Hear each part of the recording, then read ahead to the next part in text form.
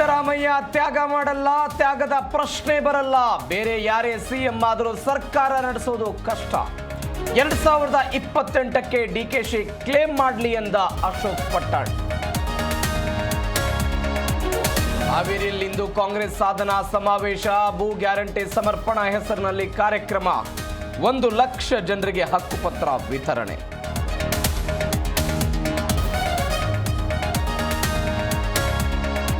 ಶಾಸಕ ಭೈರತಿ ಬಸವರಾಜ್ಗೆ ಮುಂದುವರೆದ ಚಿಕಿತ್ಸೆ. 10 ಗಂಟೆ ಸುಮಾರಿಗೆ ಹೆಲ್ತ್ ರಿಪೋರ್ಟ್ ರಿಲೀಸ್. ಚಿಕಿತ್ಸೆ ಬೇಕಿಲ್ಲ ಎಂದರೆ ನ್ಯಾಯಾಧೀಶರ ಮುಂದೆ ಹಾಜರು.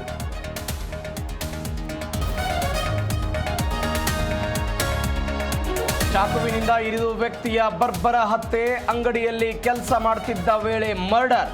ಕಲಬುರಗಿಯಲ್ಲಿ ಸೂಪರ್ ಮಾರ್ಕೆಟ್ ಬಳಿ ಕೊಲೆ.